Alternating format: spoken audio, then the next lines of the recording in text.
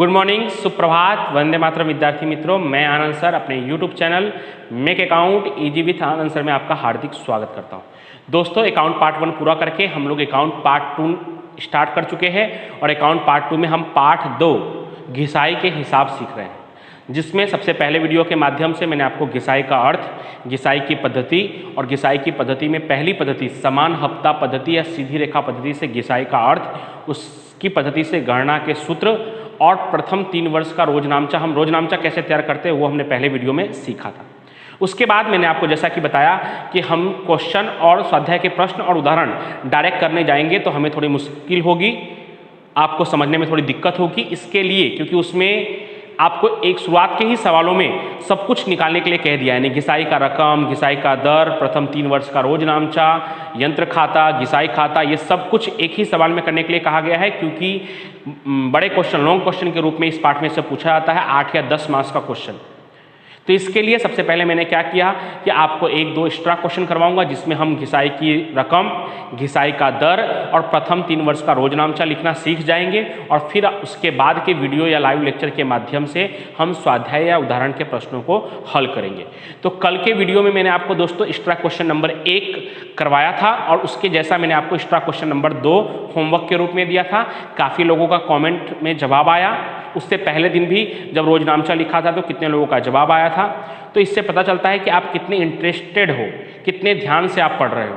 जो लोग अभी भी जवाब नहीं भेजते तो कमेंट बॉक्स में सिर्फ रकम लिख कर कि घिसाई की रकम कितना आया, दर कितना आया, वो जवाब जरूर लिखें। आज जो बाकी लोग हैं उनसे भी उम्मीद करता हूं कि आज के वीडियो पूरा होने के बाद जब मैं आज आपको क्वेश्चन दूंगा होमवर्क के रूप में, तो उसमें घिसाई का रकम और घिसाई का दर, ये 2 आंसर आप कमेंट में जरूर लिखेंगे और आप वीडियो को लास्ट तक देखेंगे तो भी आपको लास्ट में मैंने क्या प्रश्न दिया है वो आपको पता चलेगा। तो चलिए आज हम लोग शुरू करने वाले हैं एक्स्ट्रा क्वेश्चन नंबर 3। आज हम शुरू करने वाले हैं दोस्तों extra question number 3। Extra question number 1 करवाया था मैंने और दूसरा क्वेश्चन आपको होमवर्क के रूप में दिया था और तीसरा क्वेश्चन आज हम शुरू करने वाले हैं। ये जो स्क्रीन पर देख रहे हैं दोस्तों, ये रोजनामचा है, वो हर क्वेश्चन में सेम ही रोजनामचा होता है, इसलिए मैंने उसमें से रकम डिलीट कर दिया है। कल के वीडियो मैंने बनाए थे उसका ही लिखा हुआ रोजनामचा था, तो मैंने सोचा चलो इसका उपयोग कर लेते हैं। तो रोजनामचा तो सेम टू सेम होगा, बस रकम ही आज चेंज होगा, तो मैंने लिख लिया है, आपको दूसरी बार लिखना पड़ेगा। चलिए तो क्वेश्चन शुरू करते हैं। स्क्रीन पर दिखाई दे आपको, ऐसी पूरी कोशिश होगी मेरी, और नहीं तो आप मेरे साथ में भी लिख सकते हैं। धीरे धीरे बोल रहा हूँ, लेकिन आपको क्वेश्चन जरूर लिख लेना है, क्योंकि ये क्वेश्चन आपको बुक में या उदाहरण में नहीं मिलेगा। कबीर लिमिटेड ने तारीख 1/4/16 को एक यंत्र 1,40,000 में खरीदा। कबीर लिमिटेड ने तारीख 1/4/16 को एक यंत्र 1,40,000 में खरीदा, जिसकी स्थापना खर्च के 10,000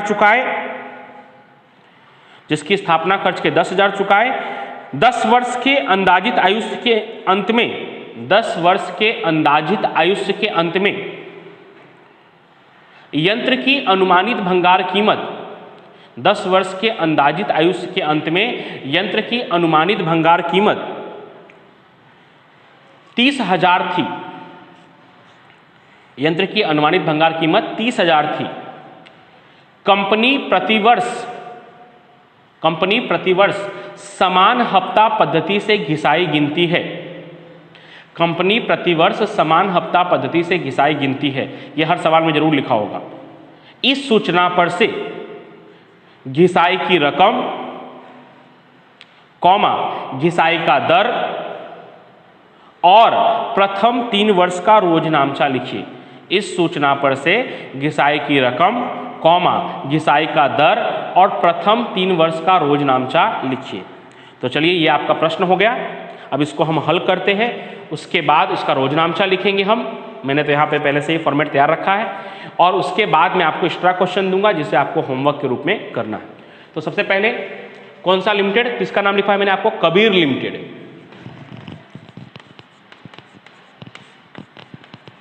पहले आपको कंपनी का नाम ऊपर लिख देना है, कबीर लिमिटेड। लिमिटेड लिखने के लिए आपको ली लिखकर डॉट कर देंगे तो लिमिटेड हो जाएगा। इंग्लिश में आपको लिमिटेड लिखना है तो LTD लिखकर डॉट करना होता है। तो चलिए आप सबसे पहले जानबूझकर 1416 ही लिखवाया है, जिससे मुझे यहाँ तारीख भी नहीं बदलना पड़े। अगर दूसरी कोई तारीख होती तो उसके हिसाब से भी हम कन्वर्ट कर सकते हैं, लेकिन अभी हमारा एकमात्र उद्देश्य घिसाई की रकम, घिसाई का दर और 3 वर्ष का रोजनामचा कैसे लिखते हैं वो सीखना है, ठीक है। और मोस्ट ऑफली ये जो तारीख मैंने लिखवाया है 1416, ये आपके बुक में दिया हुआ तारीख है, इसके लिए लिखवाया है। आपके बुक के अधिकतर क्वेश्चनों में यही तारीख लिखा हुआ है 1412 या 1416, तो उसके अनुसार हम कर रहे हैं। तो 1416 को यंत्र की मूल कीमत कितनी है? 1,40,000। ये मूल कीमत है, यानी खरीद कीमत भी कह सकते हैं आप, प्लस स्थापना खर्च। तो स्थापना खर्च कितना है? 10,000। तो इस तरह से 1,50,000। ये क्या आया 1,50,000? तो तारीख 1416 को यंत्र की लागत कीमत, कॉस्ट वैल्यू, ये आ गया यंत्र की लागत कीमत, कॉस्ट वैल्यू C, 1,50,000। अब हम सबसे पहले क्या गिनने वाले हैं? घिसाई गिनने वाले हैं। तो घिसाई का सूत्र क्या है? D बराबर C minus S upon N। और घिसाई का दर का सूत्र क्या है? R बराबर D अपॉन C इंटू 100। तो इसके लिए भी पहले हमें घिसाई चाहिए, घिसाई की रकम। तो घिसाई की रकम का सूत्र क्या है? C minus S। C यानी क्या होता है? कॉस्ट वैल्यू, लागत कीमत। तो लागत कीमत कितना है? 1,50,000 माइनस S यानी स्क्रैप वैल्यू, इंग्लिश में बोलते हैं स्क्रैप। स्क्रैप मतलब भंगार, भंगार कीमत। तो भंगार कीमत कितनी है उसकी? 30,000। कितने वर्ष के अंत में? तो 10 वर्ष के अंदाजित आयुष्य के अंत में। अंदाजित आयुष्य को ही हम लोग कहते हैं नंबर ऑफ ईयर्स। कितना है? 10। तो अब 1,50,000 में से 30,000 घटाएंगे तो कितना आएगा? 1,20,000। और 1,20,000 भागे 10 करेंगे तो कितना होगा? 12,000। कितना होगा? 12,000। तो ये D क्या आया? घिसाई की रकम कितनी आई? 12,000। अब हम लोग को निकालना है घिसाई का दर। तो घिसाई का दर R बराबर रेट ऑफ डेप्रिसिएशन, R बराबर D upon C into 100। D यानी डेप्रिसिएशन, अमाउंट ऑफ डेप्रिसिएशन यानी घिसाई की रकम, बटे में C यानी कॉस्ट वैल्यू ऑफ मशीनरी यानी यंत्र की लागत कीमत इंटू 100। तो घिसाई की रकम कितना आया? 12,000। लागत कीमत कितना है? 1,50,000 गुणे 100। तो ये आप करेंगे हल तो 8%। कितना आएगा? 8%। आप चेक भी कर सकते हैं उसको। 1,50,000 का 8% करके देख लीजिए 12,000 हो रहा है कि नहीं। तो हो रहा है, इसका मतलब कि आपने सही निकाला। और मैंने पहले भी कहा कि ये पॉइंट में भी आ सकता है, कोई दिक्कत नहीं। अब हम लोग रोजनामचा लिखने जा रहे हैं। तो किसकी बही में? तो कबीर लिमिटेड की बही में।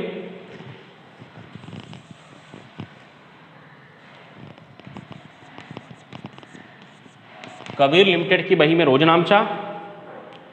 तो सबसे पहले तारीख कौन सा है? तो 1/4/16। यंत्र खरीदेंगे तो क्या होगा? यंत्र आएगा यंत्र खाता उधार बैंक खाते का रोकड़ खाते का। यहाँ पहले से लिखा हुआ है मैंने। तो यंत्र खाता उधार कौन सी कीमत? लागत कीमत। तो लागत कीमत कितनी है दोस्तों? 1,50,000। तो यंत्र खाता उधार 1,50,000।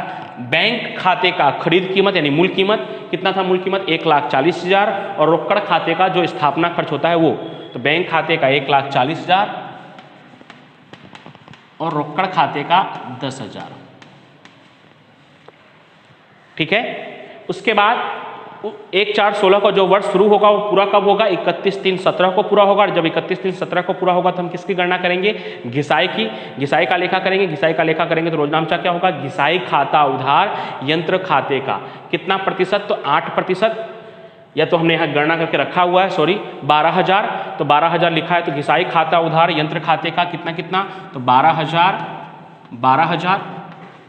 उसके बाद उसी तारीख को घिसाई का खाता बंद करके हम लोग कहाँ ले जाएंगे? लाभ हानि खाते। तो रोजनामचा क्या होगा? लाभ हानि खाता उधार घिसाई खाते का कितना? तो सेम रकम 12,000 12,000। उसी तारीख को हमने क्या किया? घिसाई का खाता बंद करके लाभ हानि खाते ले गए।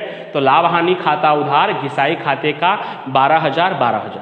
उसके बाद ये 1 साल पूरा हो गया। 31/3/17 के ठीक 1 साल बाद कौन सी तारीख आएगी? 31/3/18। तो 31/3/18 दो बार, जिस तरह से ये 17 दो बार था, एक बार घिसाई का लेखा करेंगे और एक बार घिसाई का खाता बंद करके लाभ हानि खाते ले जाएंगे। तो रोजनामचा सेम होगा, रकम भी सीधी रेखा पद्धति है तो सेम ही होगा। घिसाई खाता उधार यंत्र खाते का कितना? तो 12,000। और फिर घिसाई का खाता बंद करके हम लाभ हानि खाते ले जाएंगे, तो रोज नामचा क्या होगा, लाभ हानि खाता उधार घिसाई खाते का 12,000। तो इस तरह से दोस्तों हमारे 2 साल पूरा हो गया।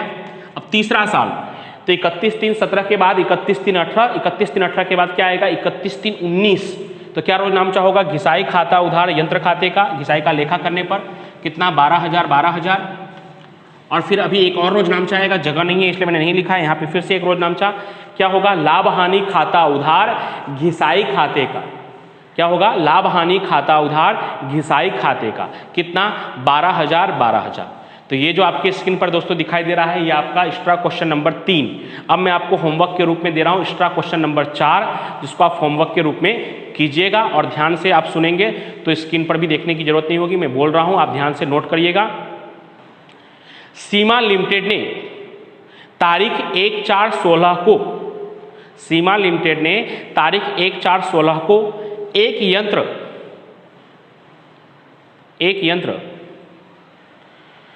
1,90,000 में खरीदा, एक यंत्र 1,90,000 में खरीदा, जिसकी स्थापना खर्च के 10,000 चुकाए, जिसकी स्थापना खर्च के 10,000 चुकाए। 8 वर्ष के अंदाजित आयुष्य के बाद, 8 वर्ष के अंदाजित आयुष्य के बाद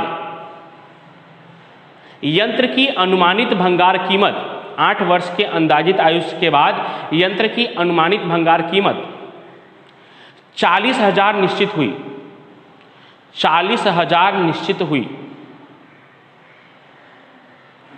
इस सूचना पर से, सॉरी एक लाइन रह गया, कंपनी प्रतिवर्ष समान हफ्ता पद्धति से घिसाई गिनती है, कंपनी प्रतिवर्ष समान हफ्ता पद्धति से घिसाई गिनती है। इस सूचना पर से घिसाई की रकम, कौमा घिसाई का दर और प्रथम 3 वर्ष का रोजनामचा तैयार कीजिए। घिसाई का रकम, कौमा घिसाई का दर और प्रथम 3 वर्ष का रोजनामचा तैयार कीजिए। और दोस्तों इस क्वेश्चन जो मैंने आपको एक्स्ट्रा क्वेश्चन दिया है सीमा लिमिटेड वाला, इसका भी जो घिसाई का रकम और जो घिसाई का दर जो आपका आंसर आएगा वो कमेंट में जरूर लिखें, जिससे मुझे भी मोटिवेशन मिले कि भाई आप लोग भी अच्छी तरह से पढ़ रहे हैं, पढ़ाई को सीरियसली ले रहे हैं और दिए गए होमवर्क को पूरा कर रहे हैं। तो कमेंट बॉक्स में जरूर लिखें इस सवाल के जो घिसाई का रकम और घिसाई का दर है। और अब मैं उम्मीद कर सकता हूँ, सेटिस्फाइड हो सकता हूं कि शायद अब आपको अच्छी तरह से घिसाई का रकम, घिसाई का दर और प्रथम 3 वर्ष का रोजनामचा आ गया होगा तो उसके लिए भी आप जरूर लिखिएगा ओके सर, और वीडियो को लाइक कमेंट जरूर करिएगा। और उसके बाद अब अगले वीडियो या लाइव लेक्चर के माध्यम से मैं स्वाध्याय के पहले प्रश्न को, जिसमें आपको घिसाई का रकम, घिसाई का दर, प्रथम 3 वर्ष का रोजनामचा, यंत्र खाता, घिसाई खाता तैयार करना है, उसको हम अब अगले वीडियो के माध्यम से या लाइव लेक्चर के माध्यम से हल करेंगे। सभी लोगों को थैंक यू सो मच।